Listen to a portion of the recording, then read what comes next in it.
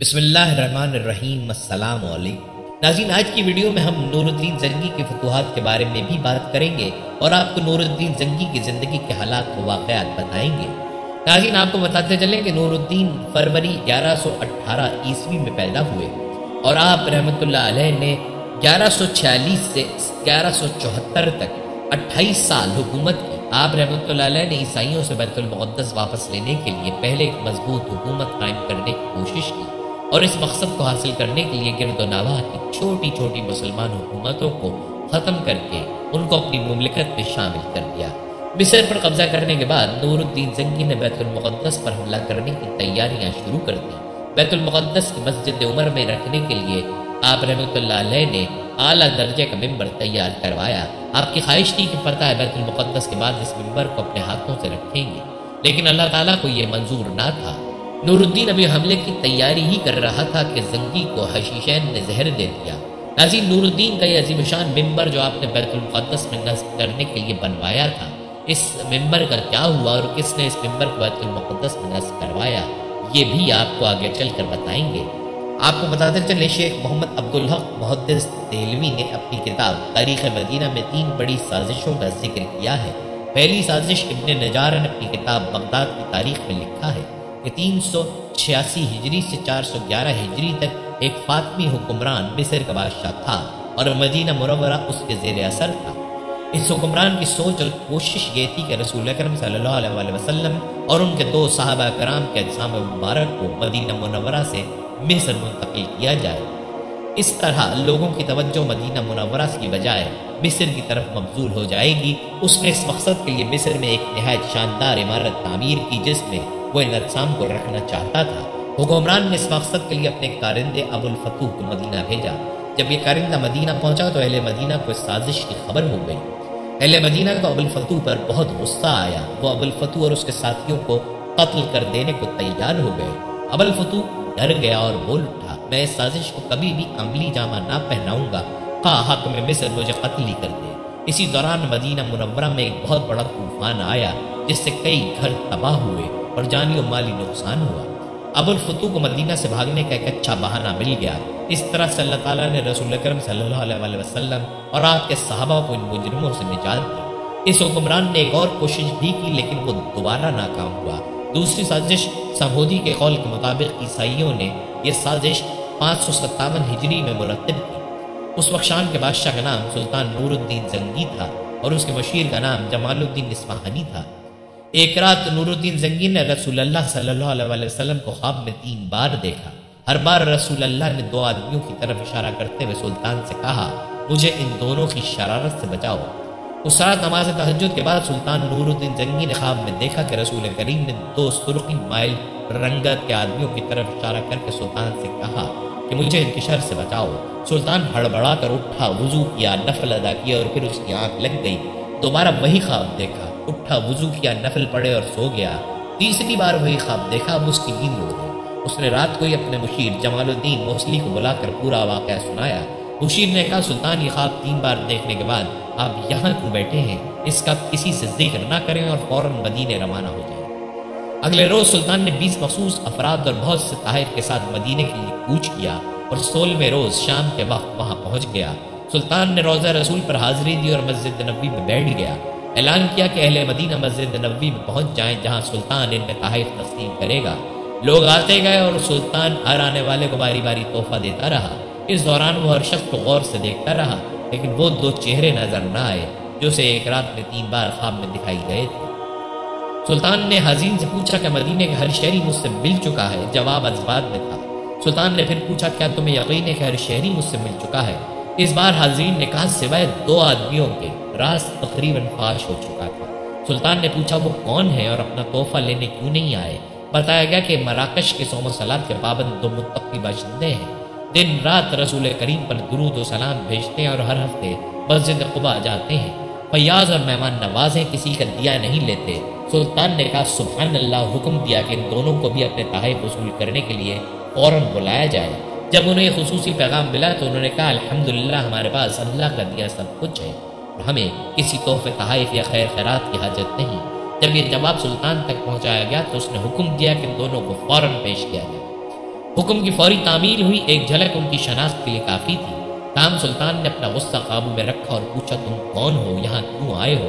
उन्होंने कहा, हम मराकश के रहने वाले हैं, हज के लिए आए थे और अब रोज़ा रसूल के साए में ज़िंदगी गुजारना चाहते हैं। सुल्तान ने सख्ती से कहा, क्या तुमने झूठ बोलने की कसम खा रखी है? अब वो चुप रहे। सुल्तान ने हाज़रीन से पूछा, ये कहाँ रह रहे हैं? बताया गया कि रोज़ा नबी के बिल्कुल नज़दीक एक मकान में, जो मस्जिद नबी के जुनूब मगरिब में दीवार के साथ था। सुल्तान फौरन उठा और उन्हें साथ लेकर उस मकान में दाखिल हुआ। सुल्तान मकान में घूमता फिरता रहा। अचानक नए और कीमती सामान से भरे हुए इस मकान में इसकी नज़र फर्श पर पड़ी हुई एक चटाई पर पड़ी। नज़र पड़नी थी कि दोनों मराकश के बाशिंदों की हवाएं उड़ गईं। सुल्तान ने चटाई उठाई, उसके नीचे एक ताज़ा खुदी हुई सुरंग थी। सुल्तान ने गरज कर कहा कि आप भी सच न बोलोगे। उनके पास सच के सिवा कोई चारा ना था। उन्होंने इतराफ़ किया कि वो ईसाई है और उनके हुक्मरान ने उन्हें बहुत सा माल-ओ-ज़र और साजो सामान देकर हाजियों के रूप में मराकश से इस मंसूबे पर हिजाज भेजा था कि वो किसी न किसी तरह रसूल अकरम का जस्द अक़दस रोज़ा मुबारक से निकाल कर ले आए। इस नापाक मंसूबे की तकमील के लिए उन्होंने हज का बहाना किया और उसके बाद रोज़ा रसूल से नज़दीक तरीन जो मकान किराए पर मिल सकता था वो लेकर अपना मज़मूम काम शुरू कर दिया। हर रात वो सुरंग खोदते जिसका रुख रोज़ा मुबारक की तरफ था और हर सुबह खुदी हुई मिट्टी चमड़े के थैलों में भरकर जन्नतुल बकी ले जाते और उसे कब्रों पर बखेर देते। उन्होंने बताया कि उनकी नापाक मुहिम बिल्कुल आखिरी मराहिल में थी कि एक रात मूसलाधार बारिश के साथ ऐसी गरज चमक हुई जैसे जलजला आ गया हो, और अब जबकि उनका काम पाए तकमील पहुंचने वाला था तो सुल्तान न जाने कैसे मदीने पहुंच गए। सुल्तान नूरुद्दीन जंगी ने हुक्म दिया कि इन दोनों को कत्ल कर दिया जाए। रोज़ा मुबारक के गिर्द एक खंदक खोदी जाए और उसे पिघले हुए शीशे से पाट दिया जाए ताकि आइंदा कोई बदबख्त ऐसी मज़मूम हरकत के बारे में सोच भी ना सके। तीसरी साजिश। तिबरी ने अपनी किताब अल-रियाज़-उन-नज़रा में इसका यूं जिक्र किया है। हल्ब शहर के चंद लोग मदीना मुनव्वरा आए। वो मदीना के गवर्नर के लिए बेशबहा तहाइफ लाए। इनकी ख्वाहिश थी कि रोज़ा मुबारक में दाखिल होकर हज़रत अबू बकर और हज़रत उमर के अजसाम मुबारक निकाल कर यहाँ से बाहर पहुँचे। गवर्नर की मजहबी सोच भी ऐसी ही थी, उसने मंजूरी दे दी। गवर्नर ने मस्जिद के खादिम से कहा कि अगर रात को कुछ लोग आएँ तो उनके लिए मस्जिद का दरवाज़ा खोल देना और वो जो कुछ करना चाहें इसमें मदाखलत ना करना। इशा की नमाज से काफ़ी देर बाद किसी ने बाबुल सलाम पर दस्तक दी।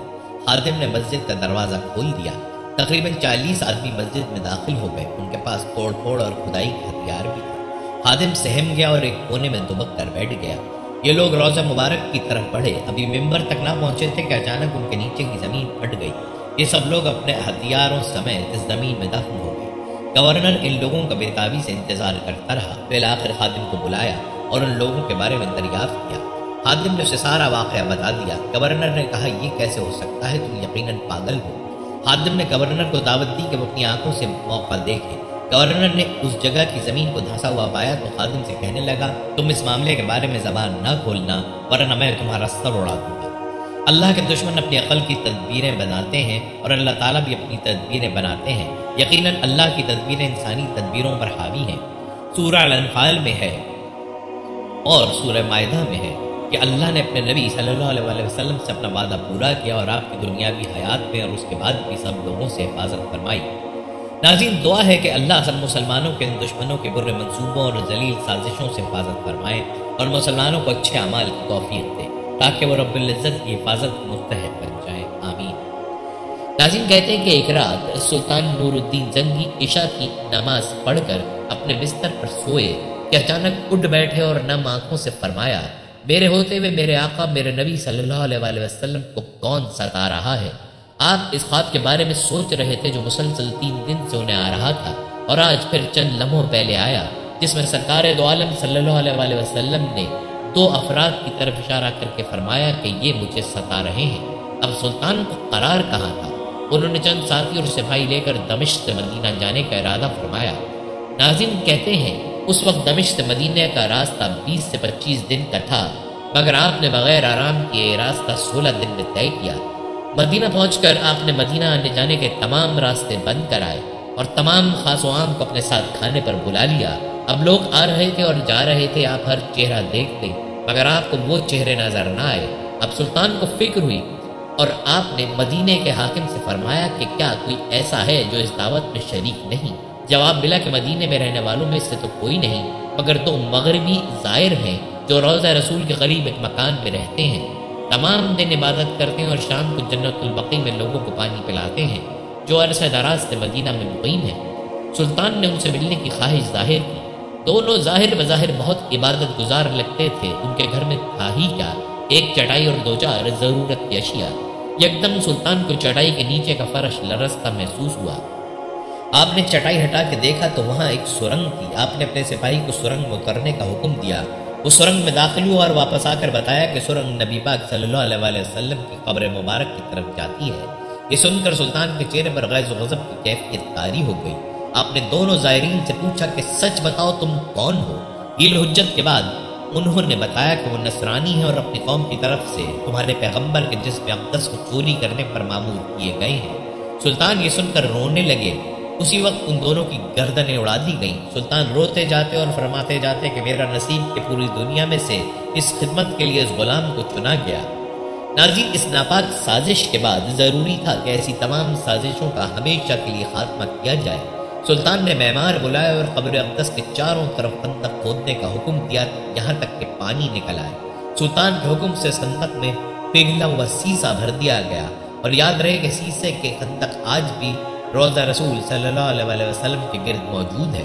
کہا جاتا ہے کہ سلطان نور الدین جنگی خود اس سرنگ میں گئے اور دوسرے کنارے پر پہنچے تو دیکھا کہ سرنگ حضور صلی اللہ علیہ وسلم کی آرام گاہ تک پہنچ گئی تھی اور آپ کا قدم مبارک کھل گیا تھا۔ سلطان نے قدم مبارک چوم کر اس سرنگ کو بھروا دیا۔ یاد رہے کہ واقعہ 557 ہجری بمطابق 1162 عیسوی کا ہے۔ ناظرین، کہتے ہیں سلطان نور الدین زنگی نے روضہ مبارک کے قریب ایک چبوترا بھی بنوایا تھا کہ اس پر ان قبور کی حفاظت کے لیے ہر وقت پاسبان رہے۔ یہ چبوترا اب بھی موجود ہے اور باب جبرائیل سے داخل ہوتے ہی دائیں جانب ہے۔ بعض زائرین اسے مقام صفا سمجھتے ہیں، حالانکہ مقام اصحاب صفا مسجد نبوی کے اندر تھا، جبکہ چبوترا اس وقت کی مسجد کی چار دیواری سے باہر تھا۔ مقام اصحاب صفا کے تعین کے لیے استغنا عائشہ سے شمال کو چلیے، یعنی قبلے کی سمت کے خلاف 5ویں ستون کے قریب مقام اصحاب صفا ہے، یا یہ کہ پرانے باب جبرائیل کے بالمقابل یہ مقام تھا۔ یاد رہے کہ وہاں اس وقت کوئی چبوترا نہیں۔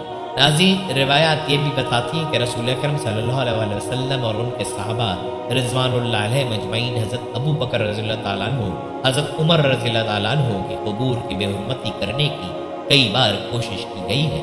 آپ تینوں مدینہ منورہ میں مسجد نبوی شریف میں دفن ہیں۔ دشمنوں نے بار بار کوشش کی کہ ان کے اجسام مبارک کو ان کی قبروں سے نکال لیا جائے تاکہ مسجد نبوی شریف اور مدینہ منورہ توجہ کا مرکز نہ رہے۔ ناظرین، ہم بات کر رہے تھے نور الدین زنگی کی، بیچ میں روضہ رسول کی حفاظت کا تذکرہ چل پڑا۔ آپ کو بتاتے چلیں کہ نور الدین زنگی کا تعلق اوغز ترک زینکڈ خاندان سے تھا۔ نور الدین زنگی کی حکومت کا زمانہ 1146 سے 1174 عیسوی تک کا زمانہ ہے، جو 3 دہائیوں سے بھی تھوڑے وقت کا زمانہ ہے۔ ناظرین، یاد رہے کہ تاریخ کی دوسری صلیبی جنگ اور اس کے بعد کی صلیبی جنگوں کا حملہ تاریخ کا ایک ہنگامہ خیز دور تھا۔ مذہبی جوش و جذبے کے حامی صلیبی حملہ آوروں نے بار بار مسلم سرزمین پر حملہ کیا اور دائیں بائیں اور درمیان والے علاقوں پر قبضہ کرنے کی کوشش کی۔ البتہ اس موقع پر بہت سارے مسلم قائدین و حکمران اور مجاہدین اٹھے جنہوں نے تمام محاذوں میں صلیبیوں کے خلاف دفاع کی رہنمائی کی۔ آپ کو بتاتے چلیں کہ صلاح الدین ایوبی کی طرح کا کردار صلیبی جنگوں کے آخری حصے میں مشہور ہے، لیکن بہت سارے تاریخی ہیرو ایسے بھی ہیں جن کو تاریخ داں نظر انداز کرتے ہیں۔ ایسا ہی ایک نام نور الدین زنگی کا ہے۔ تاریخ بتاتی ہے کہ عماد الدین زنگی کی وفات کے مختصر وقفے کے بعد ان کے بیٹوں نور الدین اور سیف الدین نے ریاست کو آپس میں بانٹ لیا۔ نور الدین نے خود حلب میں ہی قیام کیا، جبکہ سیف الدین نے موصل میں رہنے کا انتخاب کیا۔ یہ اس کے بالکل برعکس تھا جو سارے مسلمان حکمران، عمرہ اور بادشاہ اکثر دیکھتے ہیں۔ دونوں بھائیوں کے مابین جانشینی یا باہمی دشمنی نہیں تھی۔ اس کا موازنہ سلطنت عثمانیہ کے شہزادوں یا مغل سلطنت کے مابین ہونے والے جانشینی کی جنگوں سے کریں تو آپ کو معلوم ہوگا کہ نور الدین اور اس کا بھائی کتنے عقیدت مند تھے۔ ناظرین، تاریخ بتاتی ہے کہ جیسے ہی نور الدین اقتدار میں آئے، ان کا بنیادی مقصد یہ تھا کہ صلیبیوں کے ہاتھوں مزید زمینیں ضائع نہ ہوں یا شہر تباہ نہ ہو۔ لہٰذا انہوں نے صلیبی حملہ آوروں کے خلاف اتحاد کے خواہاں خطے کی دوسری مسلم ریاست تک پہنچنے کے لیے متعدد کوششیں۔ تاریخ بتاتی ہے کہ نور الدین زنگی کے ساتھ ازدواجی اتحاد کے باوجود دمشق کا گورنر معین الدین انور صلیبی ریاستوں کو مشتعل کرنے میں ہچکچاتا تھا اور اکثر زندگی کے ارادوں سے گھبراتا تھا۔ اس سب کے باوجود نور الدین زنگی ایشیا مائنر میں متعدد اہم مقامات پر قبضہ کرنے میں کامیاب رہے۔ جب جرمنی کے کوناٹ سوم اور فرانس کے لوئی ہفتم کی قیادت میں دوسری صلیبی جنگ وہاں پہنچ گئی تو نور الدین کی کامیابیوں نے اس بات کو یقینی بنا لیا تھا کہ کھوئے ہوئے علاقوں کی دوبارہ دیکھ بھال کے لیے بہت کم کام کر سکتے ہیں۔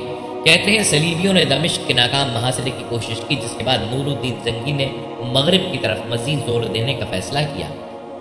اناب کی جنگ میں حالات اس وقت سامنے آئے جب نور الدین زنگی نے پوئٹرس کے شہزادہ ریمنڈ اور علی بن وفا کے نظاری خاندان کی مشترکہ افواج کو تباہ کر دیا۔ جنگ کے بعد نور الدین نے شام پر اپنا غلبہ حاصل کرنے کے لیے علامتی طور پر بحیرہ روم میں نہا کر ساحل کی طرف مارچ کیا۔ ناظرین، تاریخی روایت کے مطابق پہلی صلیبی جنگ کے فوراً بعد ہی دمشق کے مسلمان حکمران صلیبیوں کے ساتھ دو طرفہ معاہدہ کر چکے تھے، تاہم دو طرفہ حصہ زیادہ تر کاغذات پر تھا۔ صلیبی جنگجو جو اپنے علاقے میں توسیع کے خواہش مند تھے، انہوں نے عام معاہدوں کے نفاذ کے باوجود دوسری صلیبی جنگ کا آغاز کیا۔ دمشق کے حکمران معین الدین اور اس کے جانشین مجیر الدین صلیبیوں سے مقابلہ کرنے کے لیے کم سے کم تیار تھے۔ دراصل مجیر الدین صلیبیوں کو دمشق میں اپنی نشست بچانے کے لیے سالانہ خراج تحسین پیش کرنے کی حد تک گیا تھا۔ اس کی پالیسیوں کے خلاف اس طرح کی دشمنی تھی کہ دمشق کی آبادی مجیر الدین کے خلاف بڑھ گئی اور شام کے علاقے پر قبضہ کرنے میں نور الدین زنگی کی مدد کی۔ یہی وجہ ہے کہ نور الدین زنگی کو شام پر اپنا اختیار برقرار رکھنا پڑا، کیونکہ صلیبی حملہ آوروں کو برقرار رکھنے کے لیے اس طرح کے اقدامات ضروری تھے۔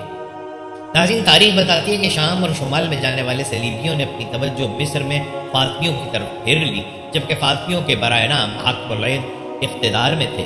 وزیر شاور بن مجیب الصدی فیکل حکمران تھے۔ کہتے ہیں کہ جب یروشلم کے بادشاہ املر اول کی سربراہی میں صلیبی حملہ آوروں نے حملہ کیا تو فاطمی کمزور تھے، جو مصر جلدی سے گر گیا اور شاور نے مدد کے لیے نور الدین زنگی سے رابطہ کیا۔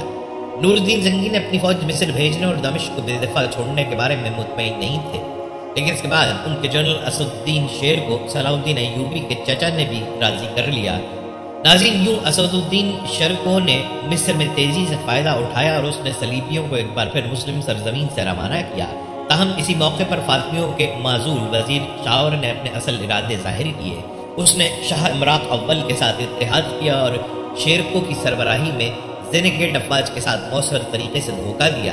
جیسے ہی شیر کو مصر سے واپس آیا، شاور کو اس کے واجبات ادا کر دیے۔ یوں صلیبیوں کے ذریعے مصر کو ایک واسال ریاست قرار دے دیا گیا اور شاور کو محض کٹپتلی کی شکل دی گئی۔ آخرکار شاور کے بیٹے خلیل نے نور الدین زنگی سے دوبارہ مدد کی درخواست کی اور جب اسد الدین شیر کو پہنچا تو اس بار کوئی دھوکہ نہیں ہوا۔ مصر پر دوبارہ قبضہ کر لیا گیا اور شیر کو مصر کے وزیر کے طور پر قائم ہوا۔ آخرکار وہ صلاح الدین اعظم کے بعد جانشین بن گیا۔ ناظرین، یاد رکھیں، نور الدین زنگی کے فوجی کیریئر کے بارے میں بہت کچھ کہا جا سکتا ہے۔ وہ ایک قابل کمانڈر تھے، انہوں نے حملہ آور صلیبیوں کے خلاف اپنی جستجو میں کوئی دبدبہ نہیں چھوڑا، لیکن ناظرین افسوس سے کہنا پڑتا ہے کہ آج مسلمانوں کو نور الدین زنگی اور ان کے ہمسروں کی زندگی کے بارے میں کتنا کم علم ہے۔ تاریخ اسلام کے ابتدائی قرون وسطیٰ کے رہنما نے اسلام اور سماجی انصاف کے شعلے کو زندہ رکھنے کے لیے جس محنت سے کوششیں کی وہ بھولی ہوئی ہیں۔ یاد رہے کہ نور الدین زنگی ایک عظیم شخصیت اور مثالی جرأت اور پرہیزگاری کے حامل شخص تھے۔ ناظرین، اگر دیکھا جائے تو آج کے مسلمان نوجوانوں کو اپنی تاریخ میں جھانکنے کی فرصت ہی نہیں۔ آج بیت المقدس میں مسجد اقصیٰ کے ساتھ کیا کچھ ہو رہا ہے، فلسطین کے مسلمانوں پر کتنے مظالم اٹھائے جا رہے ہیں، لیکن مسلمان خاموش ہیں۔ کیا آپ نے سوچا ہے کہ اس خاموشی کا نقصان کیا ہوا ہے؟ ناظرین، اس خاموشی کا نقصان یہ ہوا ہے کہ اسلامی عہد زری کے علاقے شام و عراق سے اسلامی تہذیب و ثقافت کو نیست و نابود کر دیا گیا ہے۔ اب آنے والی نسلیں کھنڈرات پر یہود و نصارہ کی نئی کنسٹرکشن کے امور دیکھیں گی۔ بابل اور نینوا کی وراثت کھنڈر بنا دی گئی۔ اب دجلہ اور فرات کے کنارے نیل کے ساحلوں تک نہ کوئی نور الدین زنگی ہے، نہ اس کا سپہ سالار اعظم، نہ اس کا سپہ سالار صلاح الدین ایوبی اور نہ تاریخ دان ابن اسیر جزری۔ بیت المقدس حالت جنگ میں پہلے بھی تھا، آج بھی ہے۔ 44 ملکوں کی اتحادی فوج محو تماشا ہے۔ یمن سوئے کھنڈر ہے، قطر، بحرین اور عرب برسر پیکار ہیں۔ یہاں تذکرہ کرتے ہیں مسجد نوری کا۔ یاد رہے کہ مسجد نوری کا نام موصل اور حلب کے مشہور ترک حکمران نور الدین زنگی کے نام پر رکھا گیا تھا، جنہوں نے اس مسجد کی تعمیر کا حکم سن 1172 میں دیا تھا۔ اس کے 2 سال بعد نور الدین زنگی انتقال کر گئے تھے۔ یہی وہ مسجد تھی جہاں سے البغدادی نے خلافت کے فتنے کا اعلان کیا تھا۔ نور الدین زنگی کی بڑی وجہ شہرت یہ ہے کہ انہوں نے مختلف علاقوں کے مسلمان افواج کو یکجا کر کے عیسائی صلیبیوں کے خلاف جہاد کا پیغام دیا تھا۔ ناظرین، مسجد کے مینار کا بیرونی حصہ ایرانی طرز تعمیر کی ایک عمدہ مثال تھا۔ جس میں اینٹوں کو اس انداز میں لگایا گیا کہ سادہ اینٹیں بھی ایک خوبصورت نمونہ پیش کرتی تھی۔ مینار کی چوٹی گنبد کی شکل میں تھی جس پر سفید پلستر لگا ہوا تھا۔ جب یہ مینار تعمیر کیا گیا تھا تو اس کی اونچائی 150 فٹ تھی، لیکن جب 14ویں صدی میں مشہور سیاح ابن بطوطہ کا موصل سے گزر ہوا تو انہوں نے دیکھا کہ مینار اس وقت بھی ایک جانب جھک چکا تھا، اس لیے اس وقت بھی اس مینار کو لوگ الحبدہ یا کوہان کے نام سے جانتے تھے۔ جہاں تک ماہرین کا تعلق ہے تو ان کا کہنا تھا کہ جھکاؤ کی وجہ اس علاقے میں شمال مغرب سے چلنے والی ہوا ہے، اینٹوں پر جنوب سے پڑنے والی تیز دھوپ یا وہ کمزور جپسم ہے جو اینٹوں کے درمیان لگا ہوا ہے۔ ناظرین، آپ کو بتاتے چلیں کہ نور الدین زنگی کی شہرت کی بڑی وجہ یہ ہے کہ انہوں نے مختلف علاقوں کے مسلمان افواج کو یکجا کر کے عیسائی صلیبیوں کے خلاف جہاد کا پیغام دیا تھا۔ عیسائیوں سے بیت المقدس واپس لینے کے لیے سلطان نور الدین زنگی نے پہلے ایک مضبوط حکومت قائم کرنے کی کوشش کی اور اس مقصد کو حاصل کرنے کے لیے گرد و نواح کی چھوٹی چھوٹی مسلمان حکومتوں کو ختم کر کے ان کو اپنی مملکت میں شامل کر لیا۔ شروع میں نور الدین کا دارالحکومت حلب تھا۔ 549 ہجری میں اس نے دمشق پر قبضہ کر کے اسے دارالحکومت قرار دیا۔ اس نے صلیبی ریاست انطاکیہ پر حملے کر کے کئی قلعوں پر قبضہ کر لیا اور بعد ازاں ریاست کوڈیسیا پر مسلمانوں کا قبضہ ختم کرنے کی عیسائیوں کی کوشش کو بھی ناکام بنا دیا۔ دوسری صلیبی جنگ کے دوران دمشق پر قبضہ کرنے کی کوششوں کو بھی انہوں نے ناکام بنا دیا اور بیت المقدس سے عیسائیوں کو نکالنے کی راہ ہموار کر دی۔ ناظرین، یاد رہے کہ دوسری صلیبی جنگ میں فتح بدولت ہی مسلمان تیسری صلیبی جنگ میں فتح یاب ہو کر بیت المقدس واپس آنے میں کامیاب ہوئے۔ اس زمانے میں مصر میں فاطمی حکومت قائم تھی، لیکن اب وہ بالکل کمزور ہو گئی تھی اور مصر چونکہ فلسطین سے ملا ہوا تھا اس لیے عیسائی اس پر قبضہ کرنا چاہتے تھے۔ یہ دیکھ کر نور الدین نے ایک فوج بھیج کر 564 میں مصر پر بھی قبضہ کر لیا اور فاطمی حکومت کا خاتمہ کر دیا۔ اپنے 28 سالہ دور اقتدار میں نور الدین نے نہ صرف دمشق پر قبضہ کیا بلکہ مستقبل میں صلاح الدین ایوبی کو ملنے والی کامیابیوں کی بنیاد رکھی۔ اس وقت صلاح الدین ایوبی مصر میں نور الدین زنگی کی فوج کے کمانڈر تھے اور پھر اپنے رہنما کے انتقال کے بعد سن 1187 میں انہوں نے بیت المقدس کو آزاد کرایا اور ایوبی عہد کی بنیاد رکھی تھی۔ ناظرین، ہم نے ذکر کیا تھا کہ نور الدین زنگی نے بیت المقدس کو فتح کرنے اور آزاد کرنے کا خواب دیکھا تھا۔ بیت المقدس یعنی مسجد اقصیٰ کے اندر نصب کرنے کے لیے عالیشان ممبر بھی بنوایا تھا، لیکن اس کی زندگی نے وفا نہ کی اور وہ یہ کام سر انجام نہ دے سکے۔ آئیے آپ کو بتاتے ہیں کہ نور الدین زنگی کا بنوایا ہوا ممبر بیت المقدس میں کس نے نصب کرایا۔ ناظرین، یہ کام نور الدین کے سپاہی صلاح الدین ایوبی نے کیا، جس کو فاتح بیت المقدس کے نام سے پکارا جاتا ہے۔ آپ کو بتاتے چلیں کہ صلاح الدین ایوبی کا مکمل نام الملک الناصر سلطان صلاح الدین یوسف بن نجم الدین ایوبی تھا۔ 1137 میں عراق کے شہر تقرب میں ایک متوسط طبقے سے تعلق رکھنے والے کرد خاندان میں پیدا ہوئے۔ مصر کی فتح اور صلیبیوں کے مقابلے میں آنے سے پہلے وہ اس بات کا اندازہ نہ کر سکتا تھا کہ یہ نونہال بیت المقدس کا فاتح اور عالم اسلام کا محافظ ثابت ہوگا۔ اس کی قسمت میں وہ سعادت لکھی ہے جو بڑے بڑے عالمی شرفا اور صلحہ کے لیے قابل رشک ہے۔ صلاح الدین ایوبی 17 سال کی عمر میں اپنے والد کے ساتھ نور الدین زنگی کے دربار میں آئے۔ ان کی شہرت کا آغاز اس وقت ہوا جب ان کے چچا اسد الدین شیر کو پہلی بار 1163 میں مصر کے خلاف اپنی مہم میں ساتھ لے گئے۔ ناظرین، تاریخی روایات بتاتی ہیں کہ 1169 میں جب مملکت کی حکومت سلطان کے ہاتھ میں آئی تو یہ خیال ان کے دل و دماغ میں جم گیا کہ اللہ تعالیٰ کو ان سے کوئی بڑا کام لینا ہے جس کے ساتھ راحت و عیش کا کوئی جوڑ نہیں۔ صلاح الدین ایوبی کے معتمد خاص قاضی بہاؤالدین شہزاد لکھتے ہیں، حکومت کی باغ دوڑ ہاتھ میں آ جانے کے بعد دنیا ان کی نظر میں ہیچ ہو گئی۔ شکر گزاری کا جذبہ ان کے دل میں موزن ہوا، عیش و تفریحات سے منہ موڑ لیا اور ایک سنجیدہ اور جفاکش زندگی اختیار کی۔ جہاد کی محبت اور عشق ان کے رگ و ریشے میں سرایت کر گیا تھا، ان کے قلب و دماغ پر چھا گیا تھا۔ یہی ان کا موضوع گفتگو تھا اور اس کی تیاری میں ہم وقت مصروف رہتے تھے۔ قسم کھائی جا سکتی ہے کہ جہاد کا سلسلہ شروع ہونے کے بعد انہوں نے ایک پیسہ بھی جہاد اور مجاہدین کی مدد کے علاوہ کسی دوسرے مصرف میں خرچ نہیں کیا۔ ایک مرتبہ فرمایا کہ میرا ارادہ ہے ساحل کو صلیبیوں سے پاک کرنے کے بعد ملک کو تقسیم کر کے خود یہاں سے رخصت ہو جاؤں اور سمندروں میں سفر کر کے یورپ کے جزائر تک پہنچوں، ان مغربیوں کے وہاں تک تعقب کروں کہ روئے زمین پر کوئی کافر زندہ نہ رہ جائے یا میری جان اس ارادے میں کام آ جائے۔ میدان جنگ میں سلطان کی کیفیت ایسی غمزدہ ماں جیسی ہوتی تھی جس نے اپنے اکلوتے بچے کا داغ اٹھایا ہو۔ وہ ایک صف سے دوسری صف تک گھوڑا دوڑاتے پھرتے اور لوگوں کو جہاد کی ترغیب دیتے، ان کی آنکھوں سے آنسو جاری ہوتے تھے۔ ناظرین، آپ کو بتاتے چلیں کہ صلاح الدین ایوبی قبلہ اول کو آزاد کرانے کی قسم کھا چکا تھا، چنانچہ وہ مصر سے فاطمی خلافت کے خاتمے اور اندرونی سازشوں کا قلقمہ کرنے کے بعد تیزی سے فلسطین آیا اور 1187 کو حطین کے مقام پر وہ فیصلہ کن مارکا ہوا جس میں ذلت آمیز شکست کے بعد صلیبیوں کے پاؤں ارض مقدس سے اکھڑ گئے اور حطین کی فتح مسلمانوں کے لیے قبلہ اول کی فتح کا دروازہ ثابت ہوئی۔ مورخین نے لکھا ہے کہ اس جنگ میں 30,000 جانیں کام آئیں۔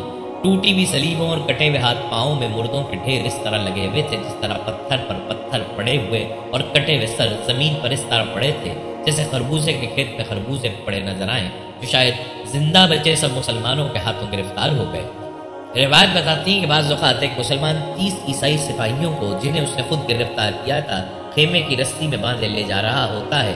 ناظرین، کہا جاتا ہے کہ صلاح الدین ایوبی نے میدان جنگ میں اپنا خیمہ نصب کرانے کے بعد قیدی پیش کرنے کا حکم دیا۔ عیسائیوں کے سالار اور بادشاہ جو اس جنگ میں گرفتار ہوئے تھے سلطان کے سامنے حاضر کیے گئے۔ سلطان نے بیت المقدس کے حاکم گائی کو اپنے پہلو میں بٹھایا اور شہزادہ اور یاد والی پور کی طرف بالکل توجہ نہ دی۔ سلطان نے گائی کو پیاسا دیکھ کر اسے ٹھنڈے پانی کا پیالہ دیا اور اس نے کچھ پانی پیا۔ بچا ہوا پانی شہزادے کو دے دیا۔ سلطان اگرچہ نہایت متحمل مزاج اور بردبار آدمی تھا، لیکن اس وقت انتہائی غضبناک ہو گیا اور ترجمان سے کہا کہ گائی سے کہو اسے پانی تم نے دیا ہے، میں نے نہیں، کیونکہ عرب پانی اور نمک اس کو دیتے تھے جس کو معاف کر دیتے تھے۔ شہزادہ اور ریاض، بعض مورخین نے اس کا نام ارناد اور بعض نے ریجنالڈ میں لکھا ہے۔ سلطان کا غضبناک ہونے کی وجہ یہ تھی کہ اس دور کے عیسائی بادشاہ اخلاق اور کردار سے ایسے عاری تھے کہ مسلمانوں کے قافلے لوٹ کیا کرتے تھے، ان کی معصوم اور نابالغ بچیوں کو اغوا کر کے لے جاتے تھے، جنہیں بعد میں جاسوسی کی تربیت دے کر مسلمانوں کے علاقے میں مخبری کے لیے بھیجتے تھے۔ شہزادہ ریاض نے بھی حجاز مقدس سے حج کی سعادت حاصل کر کے واپس آنے والے حجاج اکرام کے قافلے پر حملہ کیا تھا۔ جب ان مظلوم اور بے کس حاجیوں نے رحم کی درخواست کی تو اس بدبخت اور سیاہ باطن نے ان سے کہا کہ نعوذ باللہ اپنے محمد سے کہو تمہاری مدد کریں۔ جب سلطان ایوبی کو اس بات کا علم ہوا تو اس نے منت مانی تھی کہ اگر یہ گستاخ اس کے ہاتھ آ گیا تو اسے اپنے ہاتھوں سے قتل کرے گا۔ ناظرین، تاریخ بتاتی ہے کہ حسین کی فتح کے بعد جلدی وہ سعادت سعید بھی آ گئی جس کی سلطان کو بے حد آرزو تھی، یعنی بیت المقدس کی فتح۔ کہا جاتا ہے کہ صلاح الدین ایوبی کو بیت المقدس کی ایسی فکر تھی، اس کے دل پر ایسا بوجھ تھا کہ پہاڑ اس کے متحمل نہیں تھے۔ ناظرین، یوں 27 رجب المرجب سن 1187 کو سلطان صلاح الدین ایوبی ایک خونریز معرکے کے بعد بیت المقدس میں داخل ہوا اور پورے 90 برس کے بعد قبلہ اول جہاں سرتاج الانبیاء جناب محمد مصطفیٰ صلی اللہ علیہ وآلہ وسلم نے معراج کی رات 1,24,000 انبیاء کی امامت فرمائی تھی، مسلمانوں کے قبضے میں آیا۔ یہ بھی ایک عجیب اتفاق ہے کہ صلاح الدین ایوبی بھی اسی تاریخ کو مسجد اقصی میں داخل ہوا جس تاریخ کو سیدنا محمد مصطفیٰ صلی اللہ علیہ وآلہ وسلم مسجد اقصی سے معراج کے لیے تشریف لے گئے تھے۔ ناظرین، یہ ایک عظیم الشان فتح تھی۔ بیت المقدس کی فتح سے سلطنت اسلام کو ایک نئی زندگی عطا ہوئی اور پورے عالم اسلام کو ایک زبردست خوشی ہوئی۔ فتح کے بعد سلطان نے قبۃ الصخرہ پر نصب صلیب اتروا دی، اسے عرق و گلاب و مشک سے غسل دیا اور نور الدین زنگی کا بنوایا ہوا ممبر مسجد میں نصب کروا دیا۔ تاریخ بتاتی ہے کہ بیت المقدس میں 90 برس بعد جمعے کی نماز ہوئی، اس کی فضا اللہ اکبر کے شیریں نغموں سے گونج اٹھی۔ نماز جمعہ کی امامت ابو المات قاضی محی الدین ابن زکی نے کرائی۔ ناظرین، وہ بھی ایک المناک گھڑی تھی جب سن 1099 میں صلیبیوں نے بیت المقدس پر قبضہ کیا تھا تو شہر کے گلی کوچوں میں مسلمانوں کا خون پانی کی طرح بہایا گیا تھا۔ صلیبی فوجی مسلمانوں کے گھروں میں گھس گیا اور کسی کو زندہ نہ رہنے دیا۔ زندہ رہیں تو صرف وہ نوجوان لڑکیاں جو بعد میں وحشیوں کی اذیت سے مریں۔ بچوں کو نیزوں کی انیوں میں اور اس کے اوپر اٹھانا ان کا دل پسند اور محبوب مشغلہ بن گیا تھا۔ مسلمان یہ سوچ کر کہ مسجد اقصی تمام مذہبوں میں مقدس سمجھی جاتی ہے، وہاں وہ قتل و غارت گری سے محفوظ رہیں گے، مسجد اقصی میں پناہ گزین ہو گئے۔ جن کو یہاں جگہ نہ ملی وہ باب داؤد اور دوسری مسجدوں میں چلے گئے، ان کی تعداد 70,000 کے قریب تھی۔ صلیبی جو مسجد اقصی کو اپنی عبادت گاہ اور مقدس مقام کہتے تھے، انہوں نے اس کے تقدس اور احترام کا ذرا بھی خیال نہ کیا اور ان مقامات پر مسلمانوں کا اتنا خون بہایا کہ مسجد اقصی، باب داؤد اور تمام مسجدیں نہتے اور بے گناہ شہریوں کی لاشوں سے بھر گئی۔ ناظرین، یوں 90 برس بعد جب سلطان ایوبی بیت المقدس میں فاتح کی حیثیت سے داخل ہوا تو نہ صرف یہ کہ وہ مسلمانوں پر ڈھائے گئے مظالم کا بدلہ لینے پر قادر تھا بلکہ حق بجانب تھا، لیکن اس نے اعلیٰ ظرفی کا ثبوت دیتے ہوئے نہتے شہریوں سے جو مسلمانوں کو ڈھائے گئے تمام مظالم میں برابر کے شریک تھے، انتقام لینے کے بجائے یہ اعلان کرا دیا کہ تمام عیسائی 40 دن کے اندر اندر فی مرد 10 دینار، فی عورت 5 دینار اور فی بچہ 1 دینار زر فدیہ ادا کر کے شہر سے سلامتی کے ساتھ نکل سکتے ہیں۔ کہا جاتا ہے کہ 10,000 عیسائیوں کا فدیہ خود سلطان نے ادا کیا اور بہت سے شہریوں کو فدیہ لیے بغیر چھوڑ دیا۔ مشہور عیسائی مورخ سلطان کی اعلیٰ ظرفی کا اعتراف کرتے ہوئے لکھتا ہے، سلطان نے اپنے آپ کو ایسا علی ظرف اور کشادہ دل کبھی ثابت نہیں کیا تھا جتنا اس وقت کیا جب اس کی فوجیں صلیبی افواج سے یروشلم بیت المقدس کا قبضہ لے رہی تھی۔ ایک واقعہ بھی ایسا پیش نہیں آیا جس میں کسی عیسائی پر زیادتی کی گئی ہو۔ ناظرین، بیت المقدس کی ذلت آمیز شکست اور اس پر مسلمانوں کے قبضے سے پورے یورپ پر زلزلے کی کیفیت طاری ہو گئی۔ بابا روم نے صلیبی جنگوں کا اعلان کر دیا اور سارا یورپ بیت المقدس میں دوبارہ قبضہ کرنے کے لیے مسلمانوں کے مقابلے پر امڑ آیا، جس میں عیسائیوں کے تمام مشہور بادشاہ اور جنگجو شامل تھے۔ اپنے مقدس فریضے سے عہدہ برا ہو کر اور عالم اسلام کو صلیب کی غلامی کے خطرے سے محفوظ کر کے عظمت اسلام کا ایک پاسبان 57 سال کی عمر میں مارچ 1193 کو اس دنیا سے رخصت ہو گیا اور پورا عالم اسلام سوگ میں ڈوب گیا۔ لوگ دھاڑے مار مار کر رو رہے تھے۔ سلطان نے اپنے ترکے میں 1 دینار اور 37 درہم چھوڑے تھے۔ اس کے علاوہ زمین، باغ، جائیداد اور سونا چاندی کچھ بھی نہیں تھا۔ تجہیز و تکفین کا سارا انتظام قاضی الفاضل نے کیا۔ قاضی الفاضل محی الدین ابن زکی نے نماز جنازہ پڑھائی اور آپ کے جسد خاکی کو قلعہ منصورہ دمشق میں سپرد خاک کر دیا گیا۔ صلاح الدین ایوبی کا نام آج بھی اسلامی دنیا میں عزت و احترام کے ساتھ لیا جاتا ہے، مگر آج عالم عرب کی نااتفاقی اور طوائف الملوکی کی وجہ سے مسجد اقصیٰ پر یہودی قابض ہو چکے ہیں۔ مسجد اقصیٰ یہود کے قبضے میں حسرت غیاث اور غم و اندوہ کی تصویر بنی۔ 57 اسلامی ممالک کے سربراہان مملکت اور 1.5 ارب مسلمانوں سے ان کی غیرت پر سوال اٹھا رہی ہے۔ ناظرین، ہم بات کر رہے تھے اس ممبر کی جو سلطان نور الدین زنگی نے مسجد اقصیٰ کے لیے بنوایا تھا، لیکن نصب کرانے سے پہلے اس دار فانی سے رخصت ہو گئے تھے، اور یہ ممبر صلاح الدین ایوبی نے ان کے بعد مسجد اقصیٰ میں نصب کر کے ان کی خواہش کو پورا کیا۔ ناظرین، بعض لوگ یہ سوال کرتے ہیں کہ نور الدین زنگی اور صلاح الدین ایوبی کا آپس کا تعلق کیا تھا، تو آپ کو بتاتے چلیں کہ بعض لوگ صلاح الدین ایوبی کو نور الدین زنگی کا بھتیجا بتاتے ہیں، لیکن یہ بات درست نہیں ہے۔ صلاح الدین ایوبی نور الدین زنگی کے بھتیجے نہیں تھے، ان کے نسبتی ماموں ایوبی اور زندگی سے ان کے مختلف خاندانوں سے تعلق ظاہر ہے۔ حقیقت یہ ہے کہ صلاح الدین ایوبی کا باپ نجم الدین ایوبی کرد والی موصل عماد الدین زنگی کی فوج میں ایک افسر تھا۔ عماد الدین زنگی کے قلعہ جبیر کے محاصرے میں شہادت کے بعد اس کا بیٹا نور الدین محمود حلب شام میں جانشین بنا۔ سلطان نور الدین محمود زنگی نے 1174 میں وفات پائی تو دمشق میں اس کا بیٹا جانشین بنا۔ فاتح مصر صلاح الدین ایوبی قاہرہ میں ان کے نائب تھے۔ نور الدین زنگی کے بیٹوں کی نالائقی اور صلیبی خطرے کے پیش نظر دمشق کے علماء عمرہ نے صلاح الدین ایوبی سے سلطنت سنبھالنے کی درخواست کی تو انہیں مفاد امت کی خاطر دمشق آ کر زمام حکومت اپنے ہاتھ میں لینی پڑی۔ تاہم انہوں نے حلب کی حکومت نور الدین زنگی کے ایک بیٹے کے ہاتھ میں رہنے دی۔ سلطان نور الدین زنگی اور فاتح بیت المقدس سلطان صلاح الدین ایوبی نے شام، فلسطین، مصر اور حجاز یعنی مرکز اسلام کو صلیبی ہاتھوں سے بچانے اور آزاد کرانے میں جو عظیم الشان خدمات انجام دی، وہ تاریخ اسلام میں سنہری حروف سے لکھے جانے کے قابل ہے۔ آپ کو بتاتے چلیں کہ صلاح الدین ایوبی اسد الدین شیرکو کے بھتیجے تھے، جن کی قیادت میں صلاح الدین ایوبی نے صلیبیوں سے ساز باز کرنے والی فاطمی خلافت کے خلاف پہلی 2 یلغاریں کی تھیں۔ ناظرین، یہ تھا تذکرہ سلطان صلاح الدین ایوبی اور نور الدین زنگی کے تعلق کے حوالے سے۔ ہم ذکر کر رہے تھے سلطان نور الدین زنگی کا، بیچ میں ضمناً صلاح الدین ایوبی کا ذکر چل پڑا، جنہوں نے نور الدین زنگی کی دیرینہ خواہش کو پورا کیا اور بیت المقدس کو فتح کر کے ان کا تیار کرایا ہوا ممبر مسجد اقصیٰ میں نصب کرایا۔ ناظرین، کہا جاتا ہے کہ سلطان نور الدین زنگی بہادری میں اپنے باپ کی طرح تھے۔ ایک مرتبہ جنگ میں دشمنوں کی صف میں بار بار گھستے دیکھ کر اس کے ایک مصائب قطب الدین نے کہا، اے ہمارے بادشاہ، اپنے آپ کو امتحان میں نہ ڈالیے، اگر آپ مارے گئے تو دشمن اس ملک کو فتح کر لیں گے اور مسلمانوں کی حالت تباہ ہو جائے گی۔ سلطان نور الدین زنگی نے بات سنی تو اس پر بہت ناراض ہوا اور کہا، قطب الدین زبان کو روکو، تم اللہ کے حضور گستاخی کر رہے ہو، اس سے پہلے اس دین اور ملک کا محافظ اللہ کے سوا کون تھا؟ میں نہیں ہوں گا تو اللہ کسی اور کو کوئی ذمہ داری سونپ دے گا۔ ناظرین، تاریخ بتاتی ہے کہ سلطان نور الدین زنگی نے شریعت کی خود پابندی کی اور اپنے ساتھیوں کو بھی پابند بنایا۔ انہیں دیکھ کر دوسروں نے تقلید کی، جس کی وجہ سے عوام میں اسلام پر عمل کرنے کا جذبہ پیدا ہو گیا اور لوگ خلاف شرع کاموں کے ذکر سے بھی شرمانے لگے۔ یاد رہے کہ سلطان نور الدین صرف ایک فاتح نہیں تھا بلکہ ایک شفیق حکمران اور علم پرور بادشاہ تھا۔ اس نے سلطنت میں مدرسوں اور اسپتالوں کا جال بچھا دیا۔ اس کے انصاف کے قصے دور دور تک مشہور تھے۔ وہ بڑی ذاتی زندگی گزارتا تھا، بیت المال کا روپیہ کبھی ذاتی خرچ میں نہیں لایا۔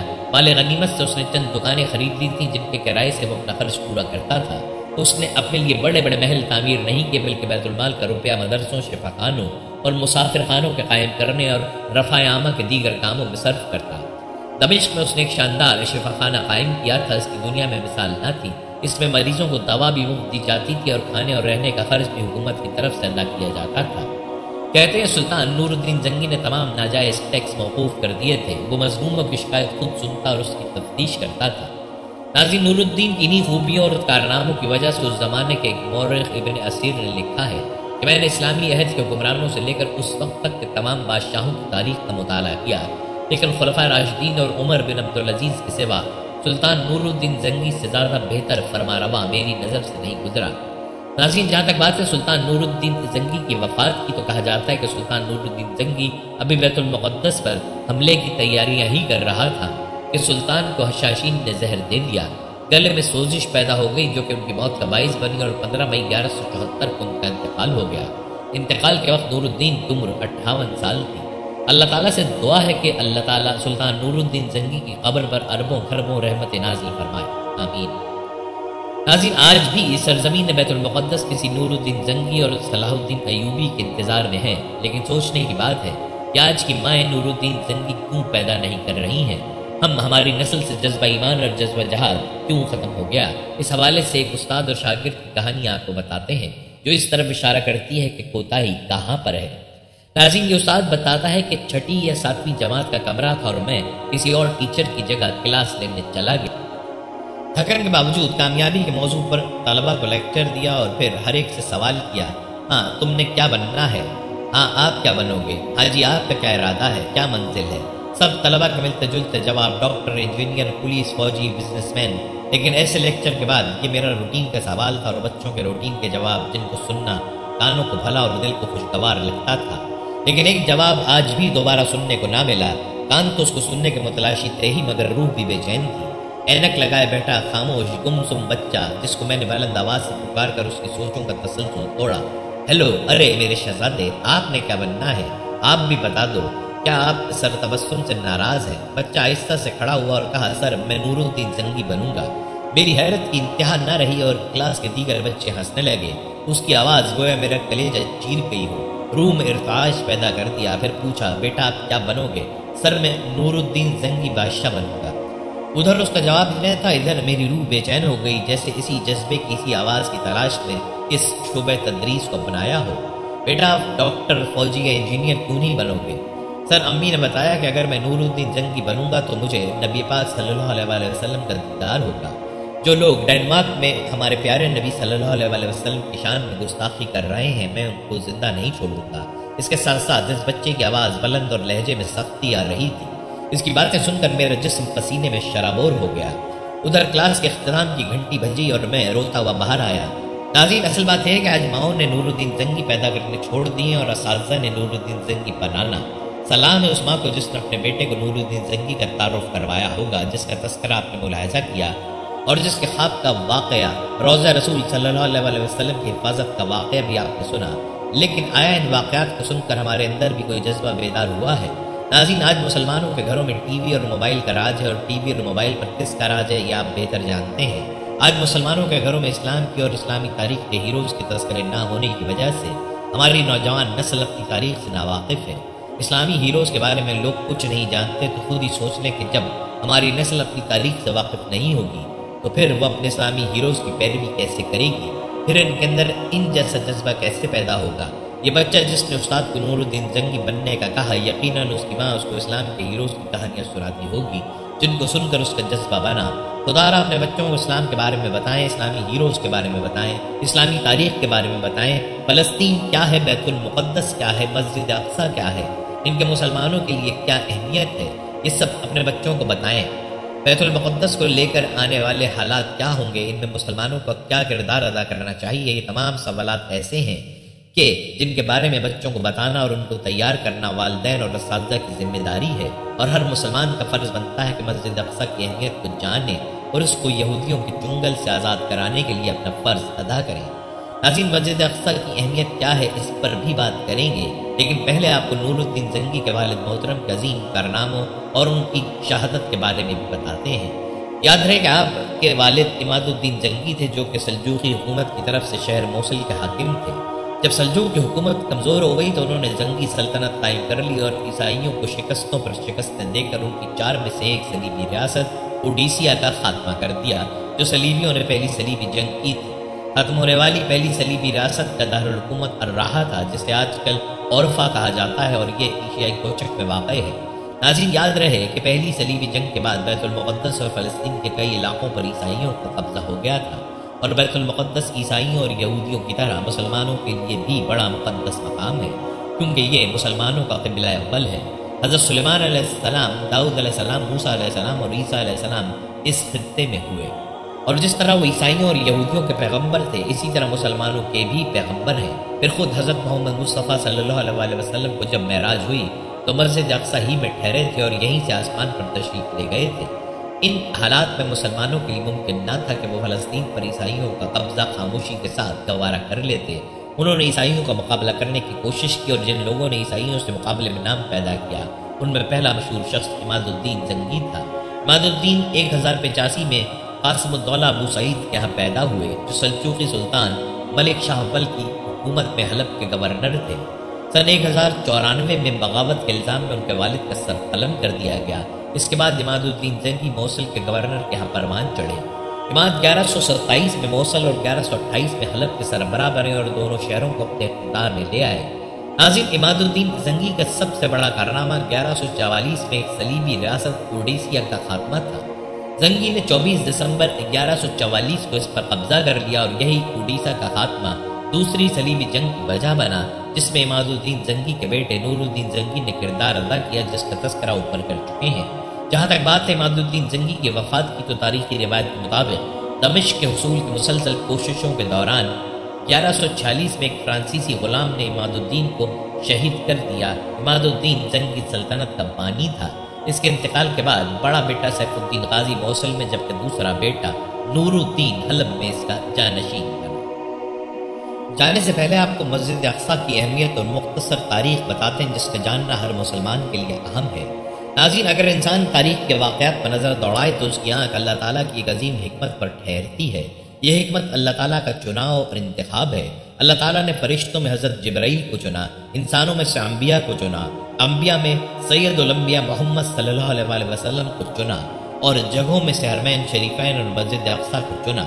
اللہ رب العالمین نے مسجد اقصیٰ کو بلندی اور پاکیزگی سے متصف فرمایا ہے، جیسا کہ فرمان الہی ہے، اور ابن مریم اور اس کی ماں کو ہم نے ایک نشان بنایا اور ان کو ایک سطح مرتفع پر رکھا جو اطمینان کی جگہ تھی، اور چشمے اس میں جاری تھے۔